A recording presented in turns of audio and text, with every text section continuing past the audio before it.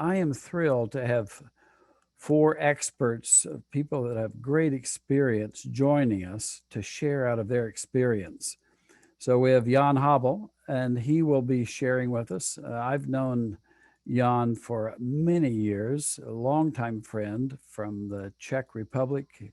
He is both a professor of pedagogy and a pastor, and he's an author. He's one of the world renowned experts on Jan Comenius, the father of modern education.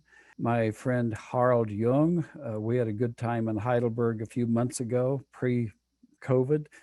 Harald is the president of the Heidelberg Institute for International Studies and Leadership, a professor and dean at Liebenzell International University. And he deals with the interface of business and ethics and theology, social teaching. We need a lot more people focusing on the market and ethics from a theological perspective. Sebastian Vaduva, another good longtime friend and colleague. He's the director of the Griffiths School of Management at Emmanuel University in Oradea. As far as I know, the only thoroughly evangelical accredited university in Europe. And he was a Fulbright scholar in Moldova. And he's not just a professor of business, he's an entrepreneur, started a number of businesses and enterprises, and is involved in politics and public administration with his second PhD from the School of Politics and Public Administration. And then Alin Vrancila, who's Chief Academic Officer at Multnomah University. And also, I hope you have a chance to look at this website. You can find it on his intro, Ready for Online. And this is an amazing program that is ready to go for online education. And he has many years of experience as a CRM manager and tech consultant, and he's now doing a PhD though at OCMS, the Oxford Center for Mission Studies at Oxford. So I am so grateful for these four brothers coming to this session today. And here's our plan. I've asked each of them to share about 6 minutes on their best practices for teaching online, tools, apps, adapting curriculums, syllabi, lesson plans. So let me begin with Sebastian. Wonderful. Well, greetings to everybody. I will put up just a short picture up here. And this is kind of like what the experts are telling us about the future of learning. I'm really glad to see everybody here. Thank you, Daryl, for this invitation. Greetings to everybody. And I'm glad that we're all concerning with this. I think before we get started, I think it's extremely important for us to recalibrate our expectations, because unfortunately, especially over the last 12 months or so, I've heard a lot of professors that have spent their time and energy talking about the good old days. You know, I want us to go back to the good old days, and why can't it be like this? And let's just wait it out until things are going to get back to normal. The bad news is that it's not going to get back to normal. And I would like to encourage all of you to focus on the good, wonderful new days, including what's happening today. I think it's an example of that, the entire learning process, the interaction process could be more efficient. So focus on this. This is my encouragement to every one of us, including in our teaching. Real briefly, I want to go over those things and then share with you kind of like where we're focusing and kind of like what I foresee in the future. So unlike traditional education, new education gives us the ability to personalize things for our students. And I think this is extremely important. And I encourage you to take advantage of personalization tools. Unlike in the old days when we used to just send out a message to the students, whether it was in a classroom or through a book, I think we have the option to customize things. Number two, I think that the education is becoming extremely micro. And you know this already. And I think this is where our big challenge is. The big challenge is that the prep time for online education is a lot more than it used to be. In the bad old days, you could show up 10 minutes before class, and if you were charismatic enough, you sort of just put the course together, and it was an okay course. In the good new days, you really have to prep things up and you have to upload material and answer questions. Number 3 issue is the issue of experience. Students have an opportunity to experience. In other words, there is this word that they use, omni-channel. So you no longer communicate with students just in one particular channel, which is really the classroom, but you give them the experience. Some experts are talking about education being combined with tourism, and I strongly believe that that's happening. Education is being combined with internships. So people are experimenting with these new models of education where you no longer just have one experience for 4 years in the beginning of your life, but really education is starting to be like a software. You have an upload up front, and then once about every 5 or 10 years, you have lifelong education. And that leads to the 4th issue, the issue of the journey of education. It doesn't stop. It doesn't stop. And I believe personally, and we're working on a startup for the 40 plus. We used to think that education, was for the 18 to the 20-year-olds. But I think, especially given the new technological changes, that the 40 plus are starting to be a new target for educational initiatives. The second from last issue there is the issue of impact. And this is where I'd like to make the case for Christian education. Historically, education sort of focused itself just on the skills. Let's make people employable. And I'm in whole agreement with that. At the same time, I think that there's 2 missing components, the components of the attitudes and especially the component of the character, which we have an opportunity as Christian educators. And again, I rejoice in the tools that technology give us so we can make that impact further. And before I talk about community, I just want to leave you with a book, which I highly recommend. It's not a Christian book, but it's written by a professor from Duke University, The Honest Truth About Dishonesty. Why do we lie to everybody, especially ourselves? And you know that lately, whenever you talk about technology, there's issue of privacy and there's issue of manipulation that big tech is doing, Facebook, Google, so on and so forth. One of the ideas that we would like to experiment is try to take the negative aspects of technology and transform them into positives. Wouldn't it be wonderful if we can do character development and accountability utilizing technological tools? For instance, imagine what would happen if we would have the digital footprint of our students. And again, with their permission, with their accord, and we would see all the websites that they navigated, how much time they spent on Facebook or Instagram or Netflix versus how much time they spend on working. Going a step further, and I have symbolically, I'm wearing a Fitbit on my arm. I think tools like that will be able to make education even more effective when we geofence ourselves and the students, and we can provide this holistic educational experience and really truly have an impact where we not only deliver the material, but at the same time get feedback if people are actually reading our material, if that material is actually transforming their lives, and we are having the character and we're having the attitudes. And the last piece there is the community. And I think my time is up. I don't want to take any more of the time from the other speakers, but I look forward to their presentations, and especially I look forward to your questions so we can together figure out exactly how online education will enhance what we have traditionally been doing. Thank you. All right. Thank you, Sebastian. And now let's go to Jan Habl. Okay, nice to be here with you. I will share with you what changed in my actual classes. I should say I teach philosophy of education and moral education and other subjects as well, but these are my main subjects. And on normal basis, I usually use a special method which I developed, and I don't know if this method has any name or any category. I simply use pictures. I'm trying to illustrate almost every idea I say.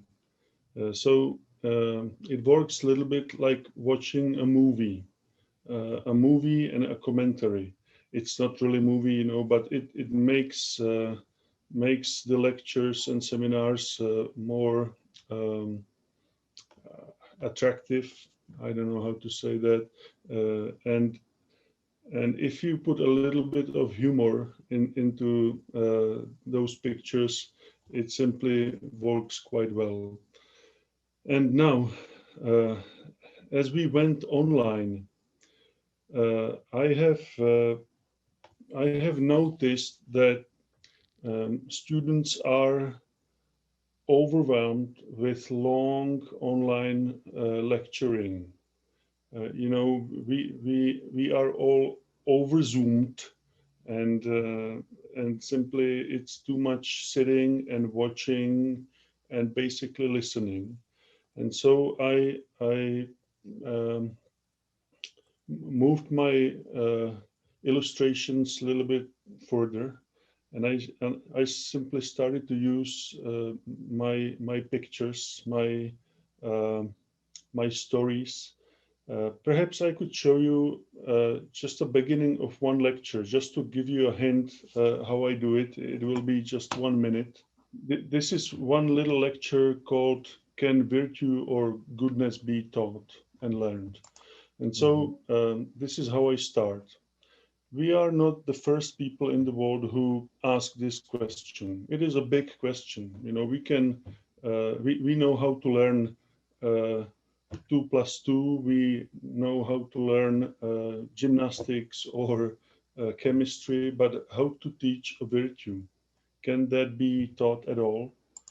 And so the first man who asked this question systematically was Socrates in his dialogue Meno. And the question is, if that can be done, how? How do we do that? How do we teach virtue? And the first question that comes to our mind is knowledge. Is it through knowledge? That's basically what Socrates asks. He says, well, maybe yes, maybe this is a thing that can be taught, but how? Through knowledge? I tell you what is good, and once you know it, you will do it? Or is it through manners or habits? I don't know if you know this movie, but it usually works with youth. So the second question, is it through manners or habits? You need to repeat the good deed 1,000 times, and then you will know what is good, and you will simply continue to do that. Or is it uh, is the question, or let me put it like this, with Socrates: are we naturally good, or are we evil? This is important question related to teaching goodness. If we are good, there is no need to teach any virtue or any goodness. And if we are evil in our nature, it will be a painful process to change that nature. So, first big question we need to deal with is, are we human beings in our nature good or evil? Okay, I will stop sharing this screen. So, what I'm trying to say is this. Everything I say, I accompany with a picture. And since my goal, my ambition, little ambition in my secular university is this: to change my students' attitude from moral relativism to something better. most of my students that come to my classes of moral education, these people are to be teachers of moral education in future. And they usually come from their high schools as complete moral relativists. And my ambition is to change them, to change this. Don't tell anyone, they don't know it, and it is better to leave it like this. Uh, so that's my goal, and I'm trying to do my best. I'm using this method, and um, since um, since we were online, I started to do one new thing. I would never I would never I would never thought that I could do that, but I simply became a YouTuber. I started to record my lectures and I put it on YouTube. I accompany it with the pictures. It's lots of work, but I have very positive response from my students because rather than sitting hours and hours online, uh, they can actually listen to my lectures and see those illustrations whenever they want. They can come back to those lectures, and they simply enjoy the fact that those ideas, sometimes quite philosophical, difficult ideas, are kind of translated into pictures which make sense to them. So very simply, that's what I have done last several months. This is how I changed uh, the things I did in my classes. Very briefly, that's all. Okay, good introduction and modeling for us what's working for you. And I must say, at least in the past, the Czech Republic has been the most atheistic country in the world by actual survey. So to have a lofty goal like Jan has is significant and missional and has integrity. Harald Jung, Right. tell us what you're learning, what your best practices are, my brother. Yeah, thank you, Devil. Great to be invited here. Yes, I'd like to share 4 quite different types of experiences I made in these special days we are going through. First, coming from the good old days of very personal academic education based on a personal encounter and of living together with your students, which Sebastian in the beginning mentioned. I just to share that, first of all, there were some things we just couldn't do under the COVID conditions. So things we really miss and things which were not possible. Then some things which even were easier to do under this condition, surprisingly enough for us. Then as a third point, some strength we experienced clearer in the situation, some assets we have and we didn't know before that clearly. And as a fourth point, what we can try to take with us in the time after COVID, and what we can try to benefit of in the future.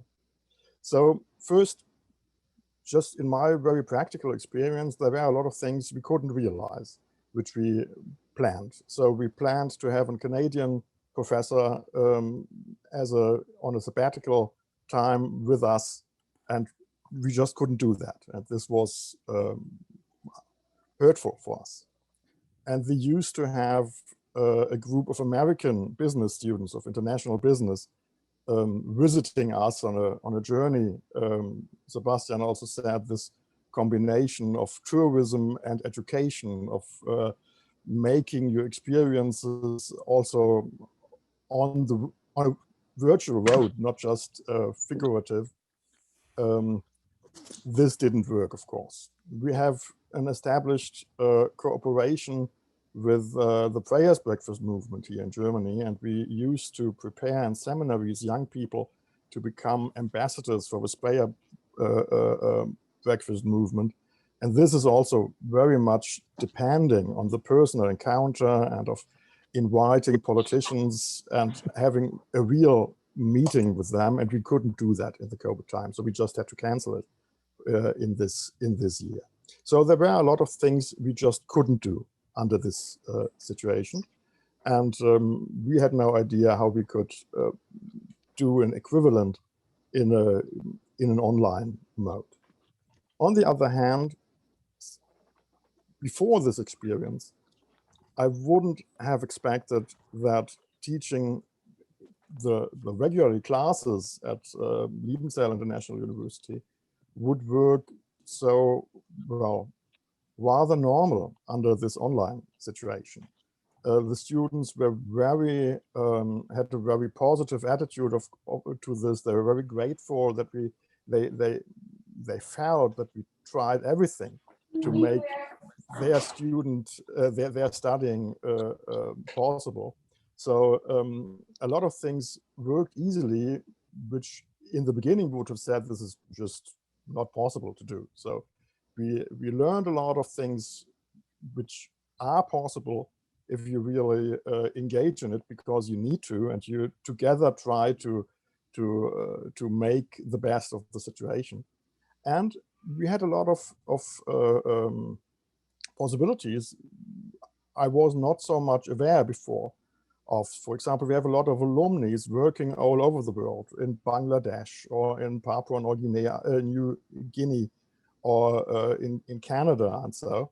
And it's under this online conditions, it's not a problem to invite them online into the class and just to make an appointment with them and have them as guest lecturers for just one class, which wouldn't have been possible before. So you have a very vivid experience of this international connections we live in as a Christian community and as a mission-oriented community.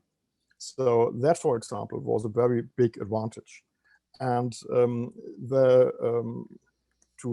bring the students in the attitude that they are active in their process of learning, that these meetings online are just well, incentives to clear things which are still open, to answer questions, to discuss things, but that the work of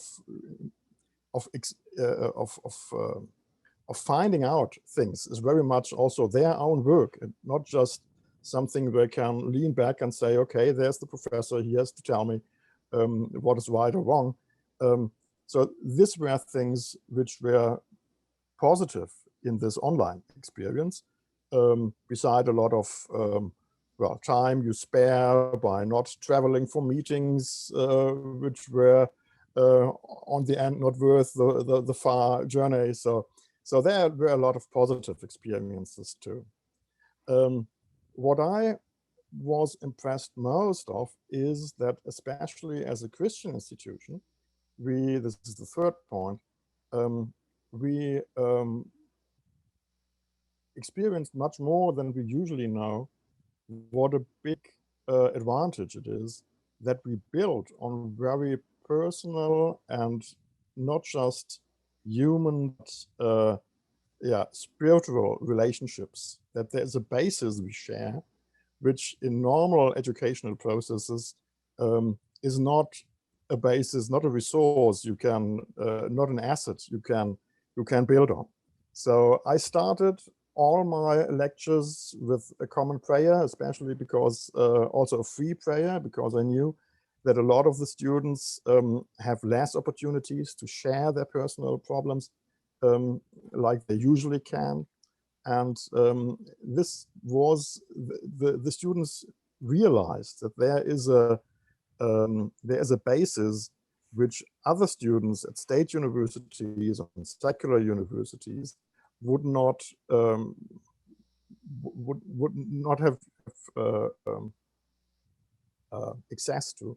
So in a way, also this, though we didn't meet in person, this very personal bondage in this situation of a crisis and of partly isolation. Some had some quarantena, I hope you say that in English, quarantine experiences where they were isolated for 2 weeks. So building on this Christian spiritual connection in the process of education was a really special and excellent experience in this time. And we can even, I think, can even make this stronger also in the future. Yeah, and some things we could try to use also further. Of course, I think that the things we were missing, we are grateful if they come back, if we can have this personal encounter, if we can have the possibility of journey, of traveling and meeting also over distances and making a real personal experience.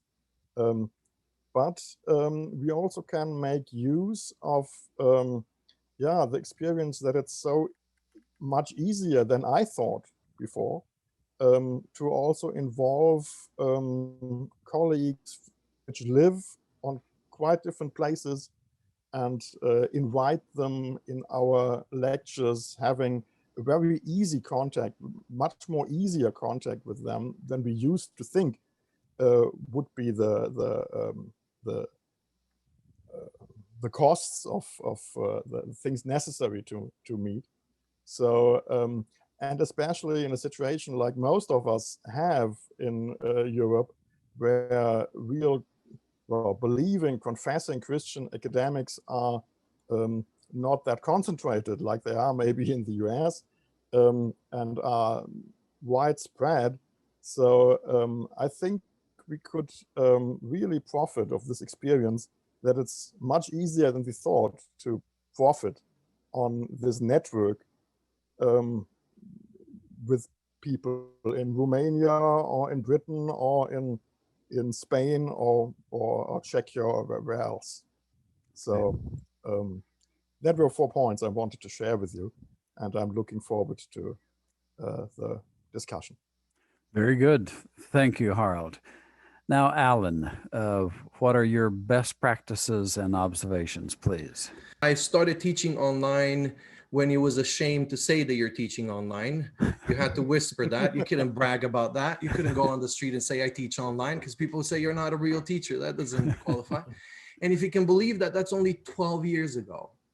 And things have changed significantly, the journey of online. I think somehow the only blessing of the pandemic is that it's somewhat settled the debate between traditional education and online. And now I actually got traditional faculty that have taught traditionally for 30 years and they've taught online for 30 years saying, oh, let me teach you something in online that I've learned and I've discovered. And I found that to be a transformative journey and a journey of humility in our faith. But I want to share with you a few big picture things that I've learned in my years of being involved in online. I've taught online for 12 years. I've worked in administration. I've done my PhD research on online education and instructional design. And I lead an ed tech company that we're trying to get off the ground, that is an instructional design software. So the first thing I've learned that it's impossible to have best practices in online because it's connected to learning, and learning is contextual. So every place has a different approach to it, and that's okay actually. And I actually welcome that. We learn from one another, but it's really difficult to create a best practice. So I caution people taking ideas from us and going immediately and trying to apply them, that you know, don't break your institution. Contextualize some of the things that you're hearing in our call. The first one is, in my research, I took a graduate online course. I taught it for 4 years. I've modified it 16 times, and I collected the data of what that did for different cohorts coming from that. And here's 4 years of work, many, many hours and countless of hours of research boiled down to 10 seconds of nugget. And that is, the design of an online course is fundamentally more important than the teaching of it. It's actually fundamentally more important. So when you go to the classroom and you realize like, oh, this audience is not what I imagined. Oh, no, they're not paying attention. You can reinvent yourself real time. You can just, throw a joke, change something, hey, let's all stand up, let's do something. You have none of that in online. The only thing you do is that you've actually prepared and designed and thought ahead for all scenarios of engaging the student. And I'll talk about that more. And the same way with the curriculum, the same way that you actually have to design an online class and think of many things, not just the content, the same way you have to do for the whole curriculum. The original sin of online learning, it has started, and even to this day, it operates as a mirror of the residential traditional education. And I think we are paying the invoice for that sin. And the pandemic has given us a chance to completely rethink and redesign the online learning experience. We have learned, there's a website called nosignificantdifference.org that presents a research done on 30,000 students, that the fact that the difference between traditional education and online education, there's no significant difference in terms of outcome. So if done well, both of them can actually prepare students for what we say they're going to do in that journey. So that's the first nugget that I want to share with you in terms of the design and really investing a lot of time in design. And that's why we created Ready for Online. And I'm going to show you really quickly. I'm not going to spend too much time on that, but I'm going to show you the tools that I think it's important to have. So Ready for Online, it's a web-based platform. You can go to readyforonline.com, create your free account and play with it for yourself. But it's an instructional design software that helps you think and design your online learning experience really well. At the core of any module or any online, there should be these 4 sections that you have present in every single one of them to have a meaningful online learning experience. The first one is very clear objectives. We really underestimate the purpose of objectives in traditional education sometimes. You just put them over there for assessment and making sure that you have it. But in online can really inform, letting people know what they're going to do in this class, and you're going to keep to it. Objectives, study materials, what are people going to study? Assignments, what are they going to do to reinforce what you get them to do? What kind of assignments they're going to do? And social learning, connecting with the other, discussion. These 4 sections should be present. In Ready for Online, we have a workload calculator. That's another very important thing in online. And on the right-hand side, you see a workload calculator. The reason this is important is because we are fully responsible for making sure that students this week, they don't have time to start a business. And next week, they want to jump off a bridge because they can't handle how much we threw at them. To create a rhythm of learning so they can plan their life around. So use some of these tools and they make a world of a difference, And same way with the curriculum. When you develop a curriculum, you start with your objective, but you have to go to program educational goals, what you're saying this program is going to do, and student learning outcomes, what students are going to come out of it, and then design your courses and keep the entire curriculum really tight and really connected. So here's a few tips, really quick, very brief, a few tips of what I've learned. Number one is, the role of faculty has to be reconsidered in online education. And that is the best model that I've seen work is the role of a gardener. Team of Teams by General Stanley McChrystal talk about the fact that they had to reinvent the entire culture of the US Army when they went and fought an interesting war in the Middle East, because it was just, they were getting whooped, and they said they had to change the culture, and they developed a leadership called leading as a gardener. You're creating an ecosystem that fosters growth. You cannot get in front of a tomato and yell at it, grow, grow, grow. It doesn't make any sense. You're creating an environment where that vegetable is actually going to grow really well. And so moving away from the captain, from the content owner of knowledge in online to a gardener, I create an environment where that's going to work. The role of the student has to be reconsidered in online, and they have to be considered co-creators. One thing I've done in the 16 times I've taught that course is I've developed student-led discussion boards. They create the question and they lead the discussion, because in online you have very few places where they can join you in creating knowledge. And I've seen discussion posts go from 300 posts to 1,200 posts in a class with meaningful interaction, because they were part of creating the content, not just swallowing the content that I throw at them. And my last nugget of information is not everything works online. I'm an online guy. I'm a tech guy, but not everything works online. To have the humility, and I think it's the responsibility of the online people to say it, not of the traditional educators to say it. It's the responsibility of the online people to say it. Not everything works online, because I taught a course that it was on child prostitution in Ban Noir. The difficulty of having parents send their own children into prostitution. How do you deal with that? Do you want to have that on your search browser? Do you want to have that topic late at night when students usually study online? It's late at night after everything is said and done. Do you want to have the lack of the human face-to-face contact to teach such a really difficult subject? Some subjects, some topics, whether it's practicum labs, some topics need the hands-on face-to-face, but many subjects can actually benefit from putting them online and doing flipped classroom. And learning at the core is not about tech. Learning at its core is about connecting. And if we can use the modality and the technology to connect with others, I think that's what we're going to benefit tremendously. My name is Alin, and I'm very thankful for this opportunity.